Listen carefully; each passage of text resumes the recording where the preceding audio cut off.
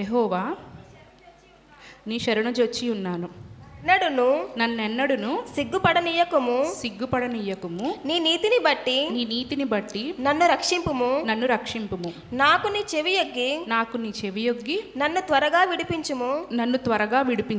నన్ను రక్షించుటకు నాకు ఆశ్రయ శైలముగాను ప్రాకారము గల ఇల్లుగాను ఉండుము. నా కొండ నా కోట నీవే. నీ నామమును బట్టి త్రోవ చూపి నన్ను నడిపించుము. చాలండి. మరి యెహోవా నా ఆశ్రయదుర్గము. మరి దావీదు ఇప్పుడు శ్రమల్లో ఉన్నారు కాబట్టి దేవుని దగ్గరికి వస్తున్నారు. ఇప్పుడు ఈ యెహోవా నీ శరణుజొచ్చి ఉన్నాను అనే మాట మనం కీర్తనలో చాలా ప్లేసెస్లో చూస్తామండి. మరి అంటే ఇక్కడ సేమ్ సెంటెన్స్ ఉంది కానీ దాన్ని డిఫరెంట్ వేస్లో యూజ్ చేసుకున్నారు. ఎట్లా అంటే ఫర్ ఎగ్జాంపుల్ నేను కీర్తనలు 7వ కీర్తన చూస్తే యెహోవా నీ శరణుజొచ్చి ఉన్నాను అని. మరి అప్పుడు ఆయన మీరు నా షెల్టరు, మీరే నా ఆశ్రయము అని చెప్పి ఏ టైంలో చెప్తున్నారు? వేరే వారు ఆయన దూషిస్తున్న టైంలో, వారిని తను చేయని తప్పుకి తను దూషిస్తున్న టైంలో చెప్తారు. ఇదే వచనము సేమ్ ఇదే మళ్ళీ 11వ కీర్తనలో కూడా వాడతారు. అప్పుడేంటి, వేరే వాళ్ళు మరి పారిపో నువ్వు కష్టాల దగ్గర నుంచి అని పారిపోయినప్పుడు కూడా లేదు నేను పారిపోను, మరి దేవుడే నా ఆశ్రయం అని చెప్తాడు. మరి ఈ 31వ కీర్తనలో కూడా ఈయన శ్రమల్లో ఉండి మరి దేవుడికి ఇక్కడ మనం ఏం చూస్తున్నామంటే ఆయన ఎలాంటి పరిస్థితుల్లో అయినా ఉండనియండి, ఎప్పుడు దేవుడే నా ఆశ్రయము, మరి దేవుడే నా కోట, దేవుడి దగ్గరికే వెళ్తాడు, దేవుడిని నమ్ముకున్నాడు, దేవుడి మీద అనుకున్నాడు, దేవుడు తప్ప ఇంకెవ్వరు లేరు. మనం కూడా దావీదు వలె కష్టాలు వచ్చినప్పుడే కాదండి, మామూలప్పుడు కూడా మరి దేవుడిని ఆశ్రయించాలి, దేవుడే మనకి ఆధారం. మరి అలా అని మరి నన్ను సిగ్గుపడనీయకుము, నీ నీతిని బట్టి మరి నన్ను రక్షించము, నువ్వు నీతిగల దేవుడువు, నీవు రక్షించండి నన్ను ఈ శత్రువుల నుంచి మరి నన్ను విడిపించండి. నేను పెట్టే మొర మీరు ఆలకించండి, మీరు చెవియొగ్గి వినండి, మీరు త్వరగా మరి నన్ను శత్రువుల దగ్గర నుంచి కాపాడండి, విడిపించండి, మీరు తప్ప ఇంకెవ్వరూ లేరు అని చెప్పి మరి నీ నామమును బట్టి త్రోవ చూపి నన్ను నడిపించుము. మరి నామను బట్టి మరి నన్ను ముందుకు నడిపించమని ప్రాధేయపడుతున్నాడు. తర్వాత నా ఆశ్రయదుర్గము నీవే, నన్ను చిక్కించుకొనుటకై శత్రువులు రహస్యముగా ఒడ్డిన వలలో నుండి నన్ను తప్పించుము. నా ఆత్మను నీ చేతికి అప్పగించుచున్నాను. యెహోవా సత్యదేవా నన్ను విమోచించువాడవు నీవే. చాలండి. ఈ 4-5 వచనాల్లో మనం ఏం చూస్తామంటే దేవుణ్ణి ఆశ్రయించడమే కాదు కానీ ఇంకా మరి శత్రువులు రహస్యంగా మరి నా మీద పన్నాలు పన్నుతున్నారేమో, మరి శత్రువుల నుంచి వారి చేతికి చిక్కకుండా మరి నన్ను కాపాడండి, వాళ్ళు చేసే వలలో నుంచి నన్ను తప్పించండి ప్రభువా అని చెప్పి అడుగుతున్నారు. అది ఆయన ఊరికే అడగట్లేదండి, ఎందుకంటే ఆయన పాస్ట్ ఎక్స్పీరియన్స్ బేస్ చేసుకొని ఈ కీర్తన రాశారు. ఆ పాస్ట్ ఎక్స్పీరియన్స్లో ఏమైందంటే మనం ఒక రిఫరెన్స్ చూసుకుందాము. 1 సమూయేలు 23వ అధ్యాయం 11-12 అండి.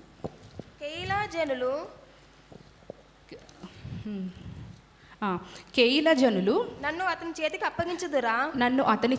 అప్పగించుదురా, నీ దాసుడనైనా నాకు వినబడినట్లు సౌలు దిగివచ్చునా. ఇశ్రాయేలు దేవా యెహోవా దయచేసి నీ దాసుడనైనా నాకు దానిని తెలియజేయమని ప్రార్థింపగా అతడు దిగివచ్చునని యెహోవా సెలవిచ్చెను. నెక్స్ట్ నేను వర్సెస్ చదివితే లేట్ అయిపోద్దని నేను చెప్తాను ఏం జరిగిందో అక్కడ. ఈ కెయిలా అనేది ఒక పట్టణం ఉందండి. ఆ కెయిలా పట్టణంలో దావీదు ఉన్నారు. ఆయన చాలా ఏళ్ళు మరి అరణ్యంలో అట్లా వెళ్ళే టైంలో మరి కెయిలా పట్టణంలో ఉంటారు. అప్పుడు ఏం జరిగిద్ది, ఫిలిస్టీలు మరి యుద్ధానికి వస్తారు కెయిలా పట్టణం మీదకి. అప్పుడు దావీదు దేవుణ్ణి మరి అడిగి ఒప్పుకుంటా దేవుడు ఫిలిస్టీల మీద మరి ఈ కెయిలా అనే పట్టణం వారి మీద యుద్ధం చేయడానికి దావీదు కూడా హెల్ప్ చేస్తాడనమాట. కేలా పట్టణస్థులతో పాటు ఆయన ఉండి ఫిలిస్టీన్ల మీద ఫైట్ చేసి లాస్ట్కి విన్ అవుతారు. కానీ వారు ఏం చేస్తారు, ఈ కేలా పట్టణస్థులు మరి ఇంత హెల్ప్ చేసినప్పుడు కొంచెమన్నా అది హెల్ప్ చేశాడనే కొంచెం కూడా కట్టసి ఉండకుండా దావీదు చేతులకు అప్పచెప్దాం అనుకుంటాడు. దావీదు చేతులకి అప్పచెప్దాం అనుకుంటారు. మన రియల్ లైఫ్లో కూడా మనం ఒకవేళ హెల్ప్ చేసినా కూడా రిటర్న్గా మనకి అట్లా చేస్తే మనకి ఎలా ఉంటుందండి? సేమ్ దావీదు కూడా మరి అట్లాంటి పరిస్థితులే మరి ఫేస్ చేశారు. సో అలాంటి శత్రువుల నుంచి మరి తప్పించు దేవా అని చెప్పి అన్న తర్వాత నా ఆత్మను నీ చేతికి అప్పగించుచున్నాను. ఈ మాట వినగానే మీకు ఏమైనా గుర్తొస్తుందండి? మరి లూకా 22 మరి అది దేవుడు యేసయ్య మరి సిలువ మీద పలికిన ఆఖరి మాట ఏమని, నా ఆత్మను నీ చేతికి అప్పగించున్నాను. సేమ్ ఇక్కడ ఇట్లాంటి సిచ్యువేషనే మరి యేసయ్యకి కూడా ఎదురైంది. ఏంటి మరి పస్కా పండగ టైంలో బర్బాస్ మరి యేసయ్య మరి ఇద్దరు ఉన్నప్పుడు పిలాతు అప్పుడు రోమియో రూలర్ అనమాట. సో కొంచెం యేసయ్యకి మద్దతుగానే సో విడిపిద్దాం అన్నట్టే ఉన్నా కూడా మరి ప్రజలందరికీ వీరిద్దరిలో ఎవరొకరిని సెలెక్ట్ చేసుకొని మరి రిలీజ్ చేద్దాము అన్నట్టు అంటే మరి జనాలందరూ ఏమంటారు, హోసన్న హోసన్న అని చెప్పి మరి అరిచి మరి యేసయ్యని ఆహ్వానించిన వారే యేసయ్యనే శిక్షించమని చెప్పి చెప్తారు మరి ప్రజలు. మరి ఇంకా వారు వేరే అతన్ని చూస్ చేసుకోవచ్చు బర్బాస్ని, కానీ యేసయ్యని చూస్ చేసుకున్నారు. మరి యేసయ్య వారిని ఆ ప్రజల్లో మరి యేసయ్య ద్వారా మరి మిరాకిల్స్ పొందిన వారు, కుంటివారు కానీ గుడ్డివారు కానీ ఎంతోమంది ఉన్నవారు కూడా రిటర్న్లో బిట్రేయలే. రిటర్న్లో మరి దేవుడికి అదే చేశారు. అప్పుడు దేవుడు సిలువ మీద ఉన్నప్పుడు తను చనిపోయే ముందు నా ఆత్మను నీ చేతికి అప్పగిస్తున్నాను అని చెప్పి చనిపోతారు అనమాట. సేమ్ ఇక్కడ కూడా దావీదు సిచ్యువేషన్లో ఏం జరిగిద్ది, అది దావీదు ఒకసారి దావీదు చేతికి సౌలు చిక్కుతారు ఒకసారి. తను చంపేయచ్చు, కానీ చంపేయకుండా ఈయన అభిషేకించబడిన వాడు దేవుని చేత నేను చంపకూడదని చెప్పి ఆయన క్లాత్ ఒక పీస్ కట్ చేసి ఉంచుకుంటారు. అంటే దేవుడికి అప్పగించాడు తన సొంతగా ఏమి చేయకుండా. మరి యెహోవా సత్యదేవ నన్ను విమోచించువాడవు నీవే. మరి విమోచించడం అంటే మరి విడిపించే దేవుడు నీవే దేవా అని చెప్పి దేవునికి మొరపెట్టుకుంటున్నాడు 4-5 వచనాల్లో. తర్వాత మనం 6th నుంచి 10th వరకు చదువుదామండి. నేను యెహోవాని నమ్ముకొని ఉన్నాను, నేను ఆనందభరితుడనై సంతోషించదను. నీవు శత్రువుల చేత నన్ను చెరపెట్టలేదు. విశాల స్థలమున నా పాదములు నిలువబెట్టితివి. యెహోవా నేను ఇరుకున పడి ఉన్నాను, నన్ను కరుణింపుము. విచారము వలన నా కన్ను క్షీణించుచున్నది. నా ప్రాణము నా దేహము క్షీణించుచున్నవి. నా బ్రతుకు దుఃఖముతో వెళ్ళబుచ్చుచున్నాను. నిట్టూర్పులు విడుచుటతో నా ఏండ్లు గతించుచున్నవి. నా దోషమును బట్టి నా బలము తగ్గిపోచున్నది. నా ఎముకలు క్షీణించుచున్నవి.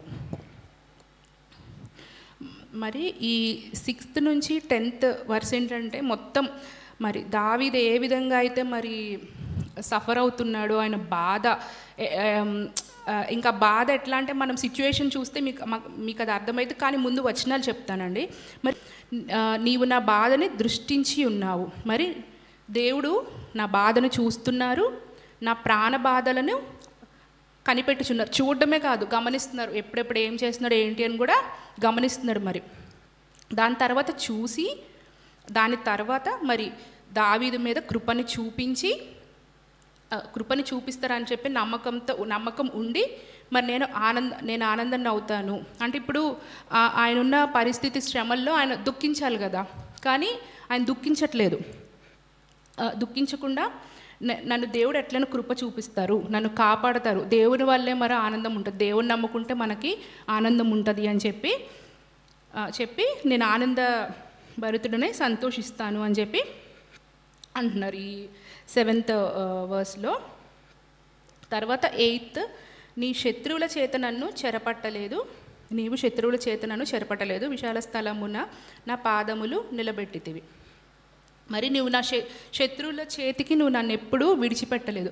మరి మనం మొదటి సమూయేలు గ్రంథం మొత్తం 19 నుంచి 26 వరకు అసలు చూస్తే అసలు ఎన్ని శ్రమలో, దావీదు ఎన్ని రకాలుగా హింసిస్తాడో, ఎన్నిసార్లు ప్రాణాలు తీద్దాం అనుకుంటాడు, ఈటతో అని చెప్పి, సైనికులతో అని చెప్పి ఎన్ని రకాలుగా టార్చర్ చేయాలో అన్ని రకాలుగా మరి చేసినా మరి సౌలు చేతికి మరి దావీదుని దేవుడు అప్పగించలేదు.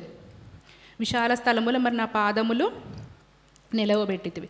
ఆయనకు చేసిన మేలులన్నీ దేవుడు మరి ఆయనకు చేసిన చిన్నప్పటి నుంచి మరి గొర్రెల కాపరిగా ఉన్న దగ్గర నుంచి మరి గొలియాతుని సంహరించే వరకు, దాని తర్వాత కూడా ఎంతగానో మరి దేవుడు తనకు చేసిన మేలులని జ్ఞాపకము చేసుకున్న తర్వాత 9th verse, యెహోవా నేను ఇరుకున పడి ఉన్నాను, నన్ను కరుణించుము. మరి నన్ను శత్రువులందరూ పాతాలను తొక్కడానికి మరి నేను ఇరుకులో ఉన్నాను, ఇబ్బందుల్లో ఉన్నాను, నన్ను కరుణించు దేవా అని చెప్పి అంటున్నారు. విచారము వలన నా కన్ను క్షీణిస్తున్నది. ఈ విచారించి కన్ను క్షీణించి మరి చూపు మందగించి బ్లర్ అయిపోయి కనిపించవు కదండి. ఇంకా మనుషులు చనిపోయి లాస్ట్ స్టేజ్కి వచ్చే టైంకి వాళ్ళ కళ్ళు ఇంకా బ్లర్ అయిపోయి ఇంకా ఏమీ కనిపించకుండా ఎట్లయితే ఉంటుందో లైఫ్ ఒక ఎండ్కి వచ్చేసే టైంలో అంటే అలా ఉంది. మరి ఇదంతా ఇంకా ఫిజికల్గా చెప్తున్నారు. నా ప్రాణము మరి నా దేహము క్షీణించుచున్నది, నా బ్రతుకు దుఃఖముతో వెళ్ళబుచ్చుచున్నాను, నిట్టూర్పులు విడుచుటతో నా ఏండ్లు గతించుచున్నవి. మరి నిట్టూర్పుతో మరి టైం పాస్ అయిపోతుంది, మరి శ్రమలు తగ్గట్లేదు, మరి ఇదే నెవర్ ఎండింగ్ ప్రాసెస్లో మరి కరుణ చూపించు దేవా. ఇంకా ఎన్ని సంవత్సరాలు, అప్పటికి చాలా సంవత్సరాలు అయిపోయింది. దావీదు మరి ఫారెస్ట్లోకి రావడం కానీ కేవ్స్లో కానీ ఉండటం వల్ల ఉండి చాలా సంవత్సరాలు అయిపోతాయి అన్నమాట. ఇంకా ఎన్నాళ్ళు దేవ టైం అయిపోతుంది, మరి నా ప్రాణం కూడా దుఃఖంతో వెళ్ళబుచ్చుచున్నాను అని. ఈ 6 to 7 ఏదైతే ఇప్పుడు ఈ పెయిన్లో ఉన్నారో దానికి రిఫరెన్స్ ఒకటి చూద్దాము. మొదటి సమూయేలు 21వ అధ్యాయము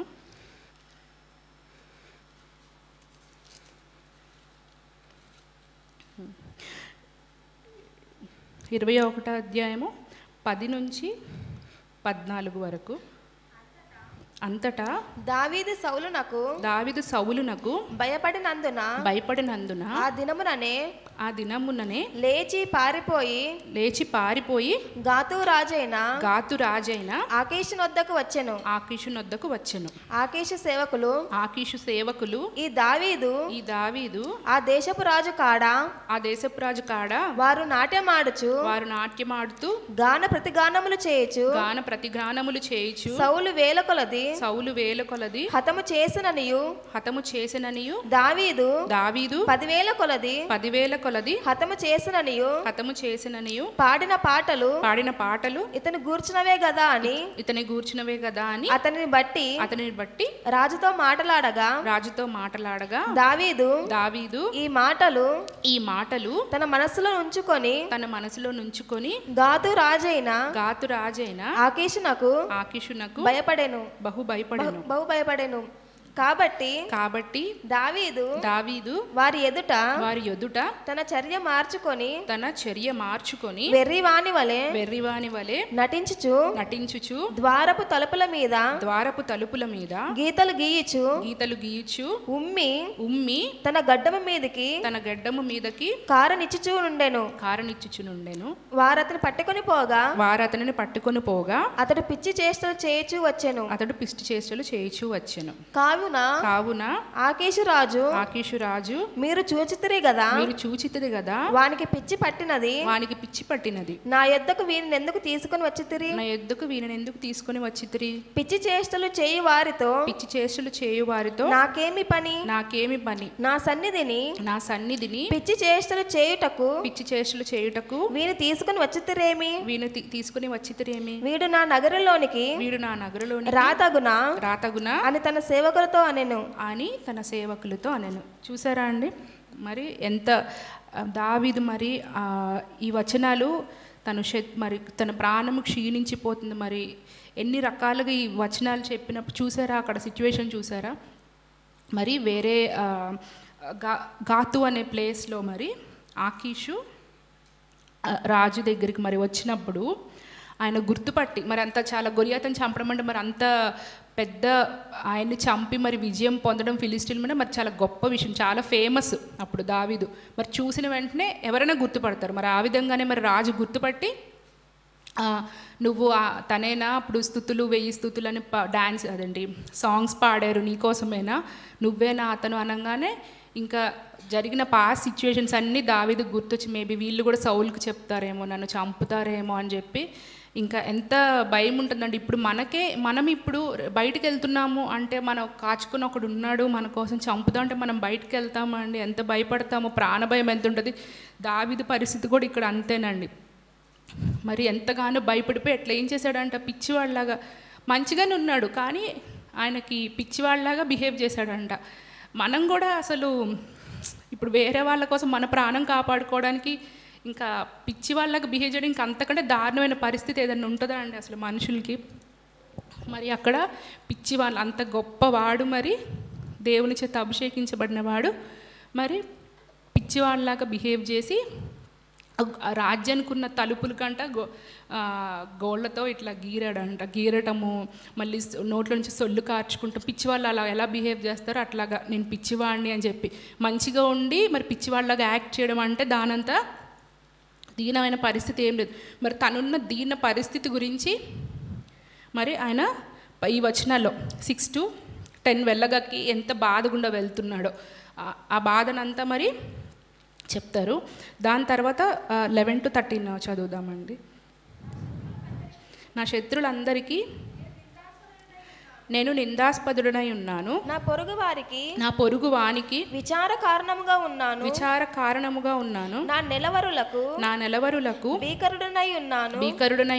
వీధిలో నన్ను చూచువారు నా ఎదుట నుండి పారిపోవుదురు. మరణమై స్మరణకు రాకున్న వాని వలె 11 చదవండి. రాకున్న వాని వలె మరువబడితిని ఓటికుండ వంటి వాడనైతిని. చాలా ఇక్కడ మనం ఏం చూస్తున్నామండి, నా శత్రువులందరికీ నేను నిందాస్పదుడనై ఉన్నాను, నా పొరుగు వారికి. మరి ఇక్కడ ముందు నేను రిఫరెన్స్ చెప్తున్నాను, అప్పుడు మీకు అది ఈజీగా అర్థమైంది. మొదటి సమూయేలు 20 నేను చదివితే లేట్ అయిపోతుంది, చాలా పెద్దది అది, నేను చెప్తాను మీరు తర్వాత చూడండి. 23వ అధ్యాయము 19-23 వరకు. మరి అక్కడ ఏమవుతుందంటే అక్కడ దావీదు 23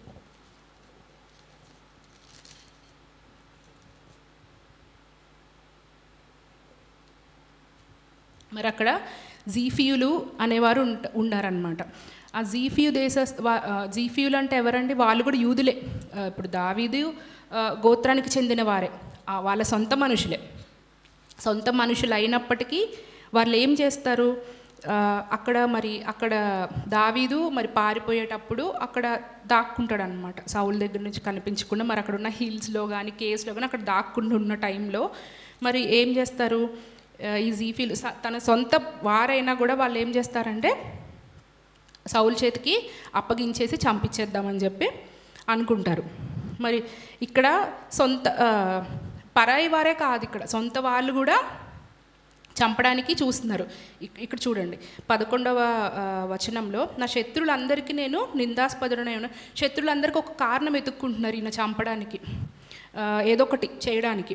నా పొరుగు వారందరికీ విచార కారణముగా ఉన్నాను, నా నెలవరులకు అంటే దగ్గరస్తులకు భీకరుడనై ఉన్నాను. మరి భయపడుతున్నారు మరి నన్ను చూసి, వీరికి ఏమైంది, ఇంకా ఇన్ని పరిస్థితులు వచ్చిన వీళ్ళ దేవుడు హెల్ప్ చేయడా, ఎంత ఇలాంటి పరిస్థితికి వచ్చేసాడు, వీరిని చూస్తే భయపడుతున్నారు, దావీదుని చూసి భయపడుతున్నారు. వీధిలో నన్ను చూచి నా ఎదుటి నుండి పారిపోతున్నారు. మరణమై స్మరణకు రాకున్న వాని వలె మరువబడితిని, ఓటకుండ వంటి వాడనైతిని. మరి మరణమై స్మరణకు రాకున్న వాని వల్ల మరబడితిని అంటే మరి మరణించిన వారిని మరి ఒక సర్టెన్ టైం వచ్చిన తర్వాత మనం మెల్లగా వారిని మర్చిపోతాం. కానీ ఇక్కడ దావీదు మరి బతికున్నా కూడా మరి ఆయన లేనట్టే, మరి ఆయన చనిపోయినట్టే అందరూ ఆయన మర్చిపోయారంట. ఓటి కుండ వంటి వాడినైతిని.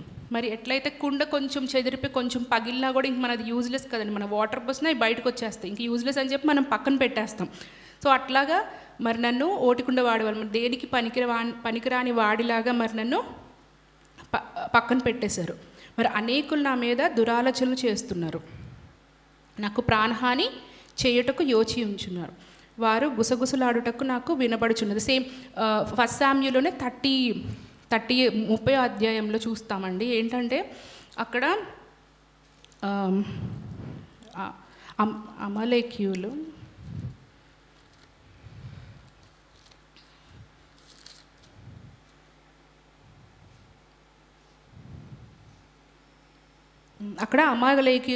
వాళ్ళు ఏం చేస్తారంటే దావీదు మరి పిల్లల్ని భార్యల్ని అందరినీ తీసుకొని వెళ్ళిపోయి మరి దావీదుని కూడా రాళ్లతో కొట్టేసి చంపేద్దామని చెప్పి అనుకుంటారు.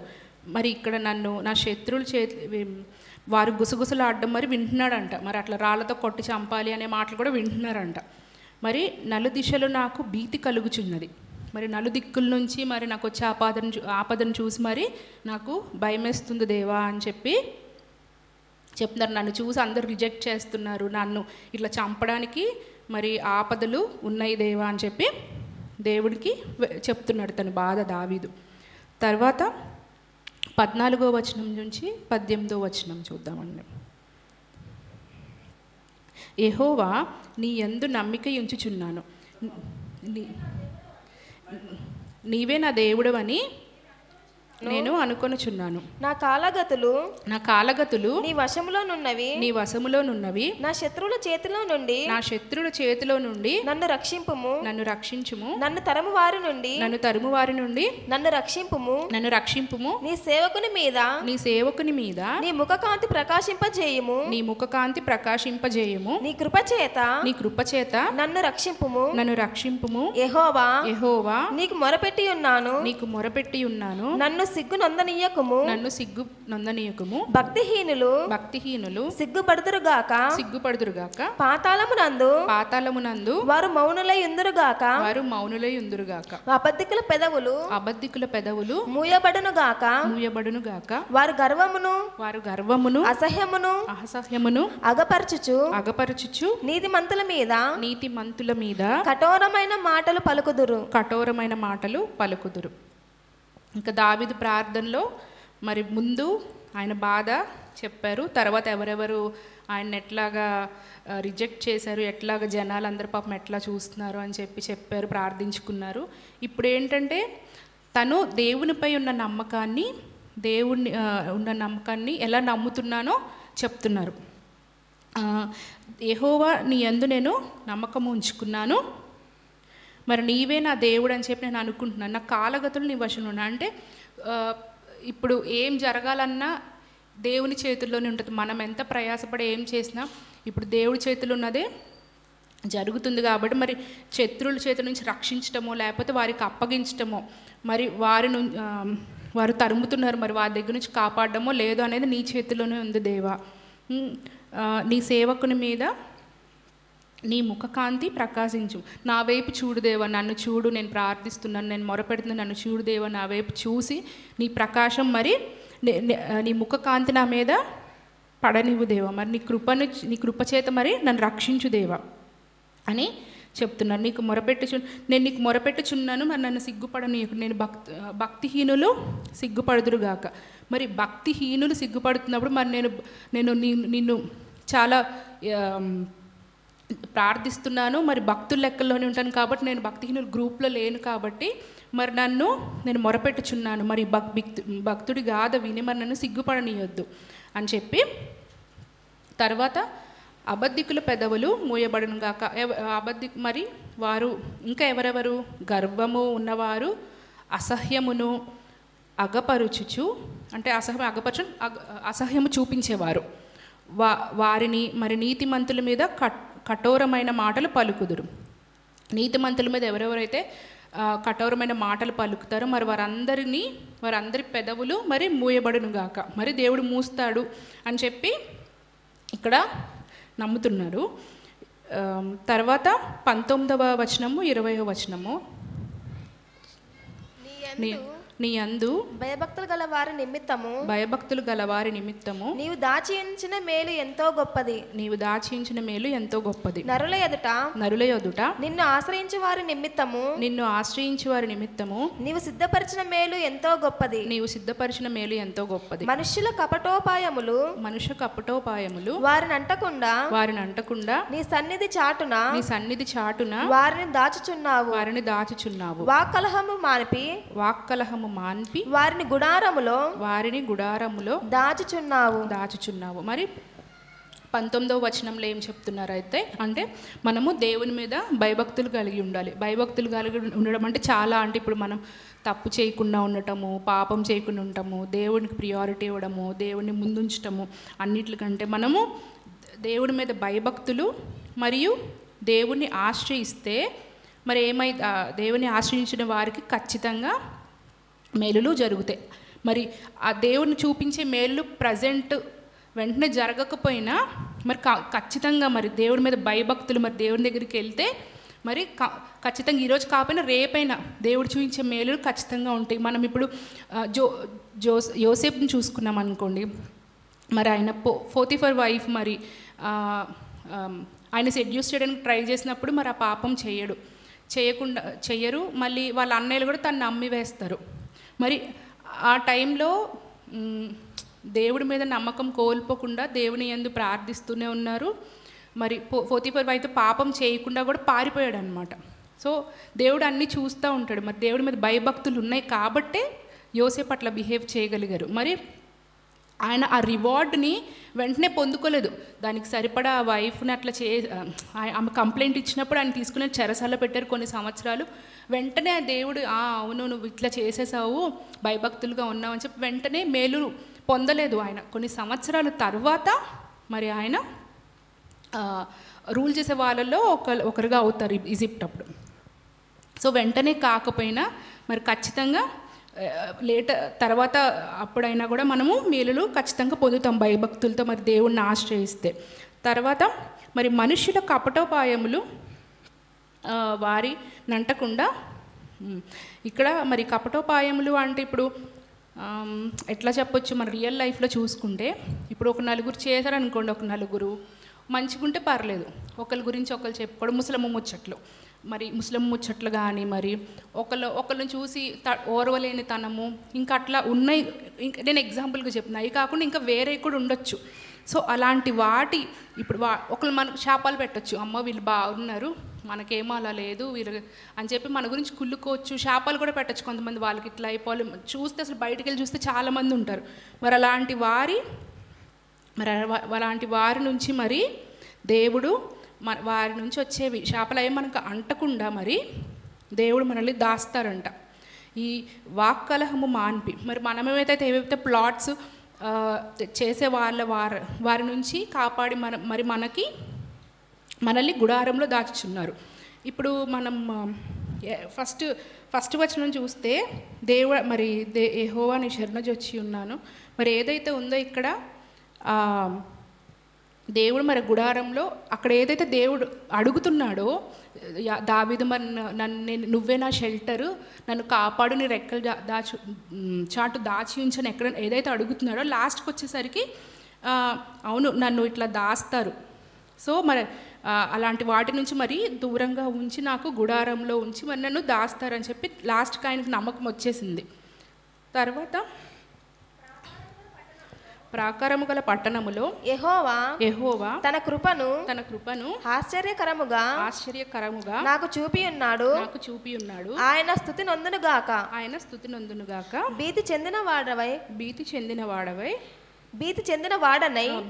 వాడనై నీకు కనబడకుండా నేను నాశనమైననుకొంటిని. అయినను నీకు నేను మొరపెట్టగా నీవు నా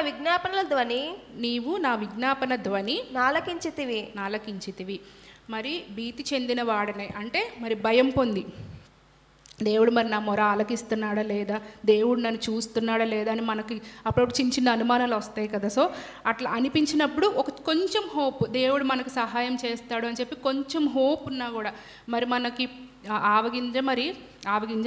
ఆవగింజంత విశ్వాసము ఎట్లయితే మౌంటైన్స్ని కదుపుద్దా అంటారో, మరి ఒక చిన్న హోప్ ఉన్నా కూడా మరి దేవుడు మనల్ని కాపాడుతాడు. మనం మొనపెట్టగా మరి ఆయన మనం ఎక్కడుండి ప్రార్థించినా మరి ఆయన వింటారు.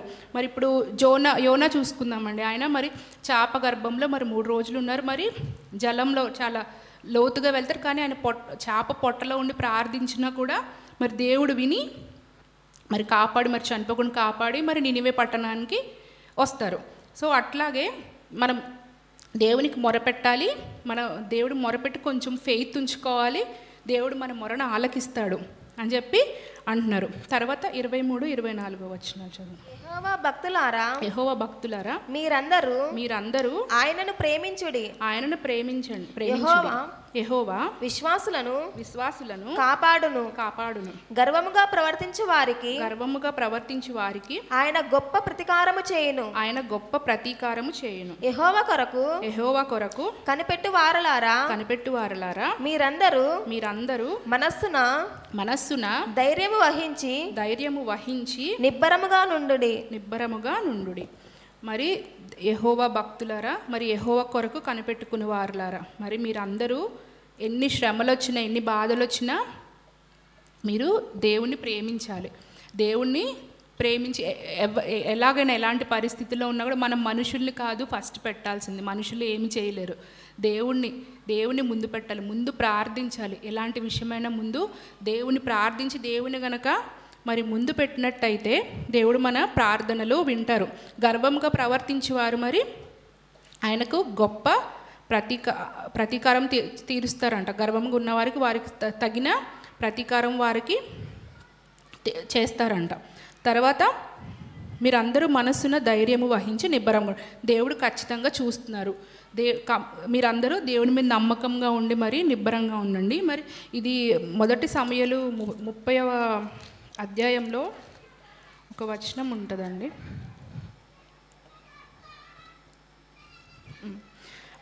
6వ వచనంలో లాస్ట్లో దావీదు చంపుదాం రండి అని వారు చెప్పుకొనగా దావీదు తన దేవుడైన యెహోవాను బట్టి ధైర్యము తెచ్చుకోండి. ఇది ఈ సిచ్యువేషన్ ఏంటిది? వారి పిల్లల్ని మరి భార్యల్ని తీసుకొని వెళ్ళిపోయినప్పుడు దావీదంట ఏడ్చి లాస్ట్కి అసలు ఏడ్చేంత ఓపిక లేక కూడా ఆయన బిగ్గరగా కేక వేస్తారంట. బిగ్గరగా కేక వేసి ఇంకేడ్చి ఎంత ఏడవగలిగితే అంత ఏడ్చి మరి అలాంటి ఉన్న టైంలో మరి ఆయన మనసు నిబ్బరం చేసుకొని లాస్ట్లో దేవుడైన యెహోవాని బట్టి నేను ధైర్యము తెచ్చుకొనేను. మరి సేమ్ అదే ఎక్స్పీరియన్స్ ఇక్కడ షేర్ చేశారు, మనకి చెప్తున్నారు. మరి దేవుడి యందు మరి మీరు భయభక్తులతో ఉండండి, మీరు నిబ్బరంగా ఉండండి, దేవుడు ఖచ్చితంగా మనకి హెల్ప్ చేస్తారు అని చెప్పి మనకి దావీదున్న శ్రమల్లో ఇట్లాగా ఒక 4 డిఫరెంట్ ఫేజెస్ అండి. ఫస్ట్ దేవా నువ్వే నా ఆశ్రయదుర్గము, నీవే నా కోట అని చెప్పి, తర్వాత తన బాధ తను ఎంత సఫర్ అవుతున్నాడని చెప్పి, నన్ను జనాలందరూ ఎట్లా రిజెక్ట్ చేస్తున్నారని చెప్పి, ఇంకా బాధ అంతా తీర్చుకొని దేవా నువ్వు నాకు హెల్ప్ చేస్తావు అని చెప్పి తనకు తాను దేవుడు నాకు హెల్ప్ చేస్తాడని చెప్పి అర్థం చేసుకొని ఇంక లాస్ట్లో కొంచెం హ్యాపీగా ఆయన కష్టాల నుంచి నన్ను సేవ్ చేస్తారు అని చెప్పి, శ్రమల గుండా ఉన్న నన్ను కాపాడుతారని చెప్పి మనకి ఇక్కడ ఈ కీర్తన ఎండ్ చేస్తారు. మన రియల్ లైఫ్లో కూడా మనం భక్తిహీనులుగా ఉంటున్నామో మరి భక్తిపరుల లెక్కల్లో ఉంటున్నామో లెక్కించుకొని ఏ లెక్కల్లో ఉంటున్నామో మనము చూసుకోవాలండి. మరి చిన్ని వాక్యం దేవుడు దీవించునుగాక. ఏమైనా తప్పుగా చెప్పుంటే నన్ను క్షమించండి.